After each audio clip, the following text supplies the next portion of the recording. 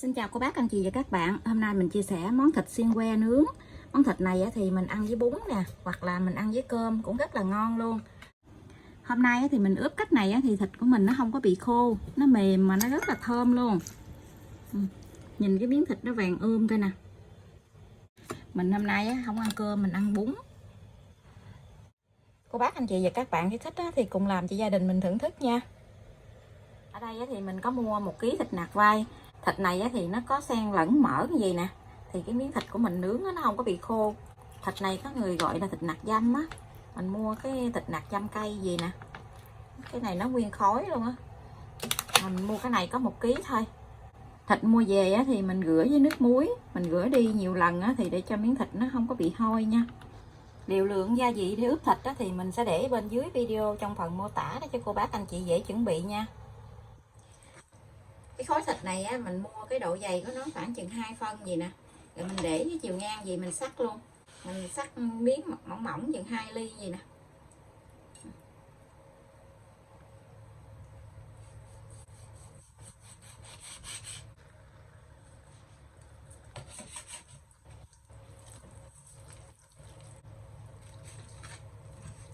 Ở đây mình chuẩn bị thêm 5 củ hành tím, và lại 5-6 tép tỏi gì, 2 cây sả thì mình cắt ra khúc như vậy.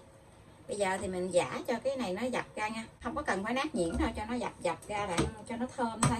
Hành với lại tỏi này nè, mình giã ra rồi mình ướp chung luôn rồi chứ mình không có vắt nước. Hành tỏi này mỗi thứ khoảng chừng 30g á. Cái tô này giã rất là tiện luôn. Cái tô này của Thái người ta bán á, người ta làm cái món đu đủ á, người ta giã gì nè nó không có bị văng nước. Cái tô này nhỏ em nó mua nó cho nè,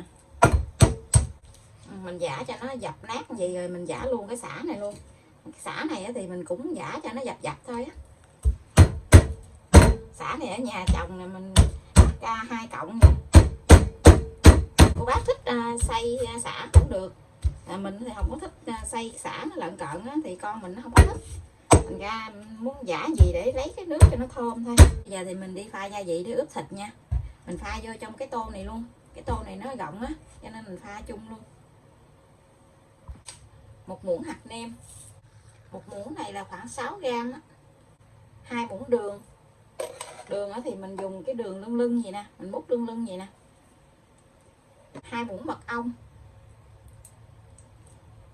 Nếu như cô bác không có mật ong thì mình tăng đường lên nha.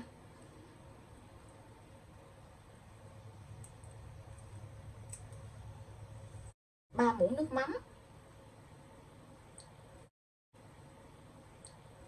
2 muỗng nước tương, nửa muỗng cà phê bột ngọt. Nếu như cô bác không có ăn bột ngọt thì mình khỏi cho bột ngọt, mình cho hạt nêm thôi. Nửa muỗng cà phê bột muỗng dĩ hương, để tí muỗng dĩ hương vô nó thơm. 2 muỗng dầu màu điều. Dầu màu điều này mình để vô cái màu thịt nó đẹp. 1 muỗng dầu hào, cho tí tiêu xay vô cho nó thơm. Cho 1 muỗng dầu ăn vô để cho thịt mình nó mềm. Mình không có ướp sữa đặc, mình cho khoảng chừng nửa chén sữa tươi vô, sữa tươi không đường á, khoảng chừng nửa chén ăn cơm vậy á. Mình cho sữa tươi vô á, miếng thịt của mình khi nướng lên nó không có bị khô, cái thịt của mình nó béo đó. Mình trộn hết cái gia vị này cho nó tan ra nha. Mình trộn đều tất cả cái nguyên liệu này lại cho nó tan. Cô bác cứ gia giảm cái nguyên liệu này để cho hợp khẩu vị nhà mình nha. Mỗi nhà thì mỗi ăn cái vị nó khác nhau á. Cái này nhà mình có ăn ớt cay á, mình cho thêm bột ớt vô á, nó thơm mà nó cay cay cũng ngon lắm. Mình nướng thịt nướng này thì nhà có mấy đứa nhỏ ăn á, cho nên nó là không có để ớt. Mình cho tất cả thịt vô, mình trộn lên cho nó đều. Cái tô này nó rộng á, cho nên nó là mình để vô trong cái tô này mình ướp luôn. Mình trộn hết cái thịt nó đều lại gì, mình lấy màng bọc thực phẩm á, mình đậy lại. Cái thịt này thì mình ướp ít nhất là 1 tiếng nha, để cho thịt nó thấm. Còn nếu như cô bác có thời gian thì mình ướp qua đêm thì miếng thịt của mình nó thấm hơn. Nếu để qua đêm thì cô bác đậy lại rồi mình để trong ngăn mát tủ lạnh á. Mình để ở ngoài thì mình để 1 tiếng thôi. Hôm nay thì mình làm mình nướng nhanh cho nên là mình ướp mình để ngoài, tiếng nữa thì mình đi nướng luôn. Khi mình chờ thịt ướp thì mình đã chuẩn bị là có bún nè. Đây là bún khô mình luộc lên, mình ăn bún khô luộc cho nó nhanh. Một ít rau sống, xà lách, rau thơm, giá, dưa leo, sợi sợi gì nè. Ở nhà có sẵn keo dưa chua nè, dưa củ cải trắng, củ cải đỏ, mình muối chua ngọt á. Lúc nào ở trong nhà cũng có một keo dưa chua để muối chua ngọt sẵn vậy trơn á, để ăn kèm với cơm nó không có ngán. Cũng có sẵn nước mắm chua ngọt luôn.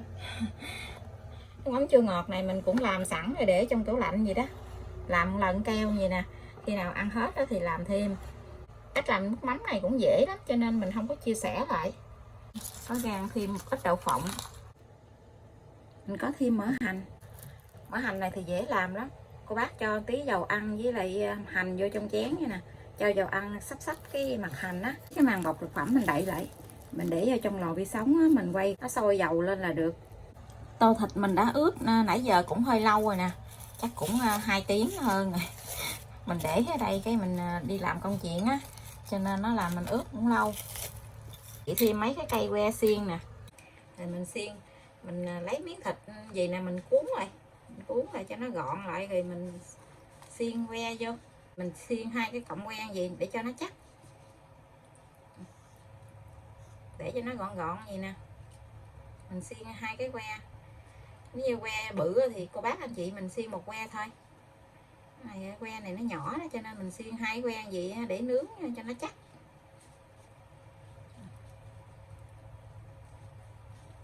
Mình cứ xiên gì nè, mình túm cái miếng thịt lại làm cho nó gọn rồi mình xiên ra.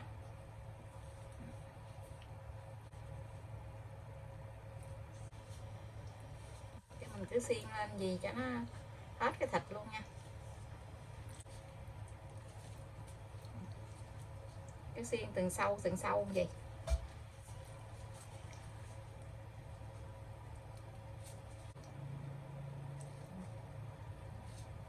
Rồi mình cho vô trong cái khay nướng luôn.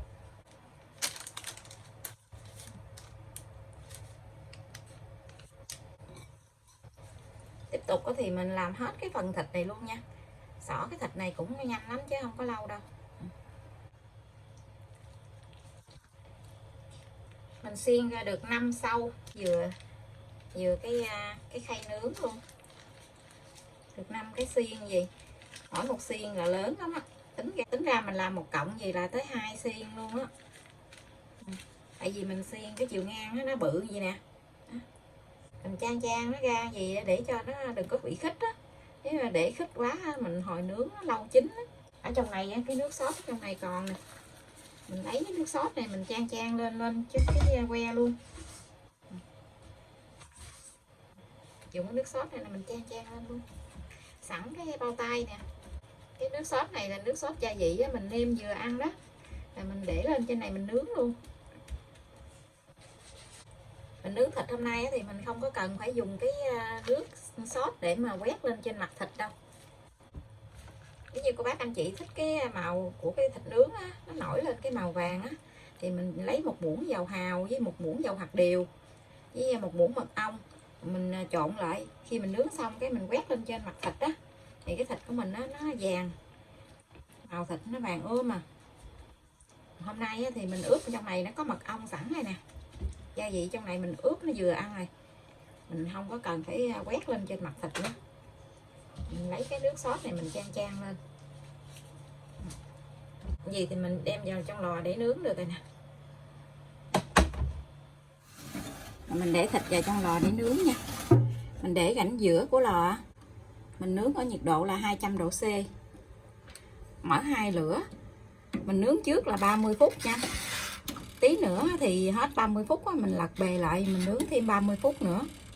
Cứ mỗi một mặt là mình nướng khoảng 30 phút á. Mình nướng 30 phút là mình nhìn thấy cái mặt thịt đó nó chín vàng rồi nè.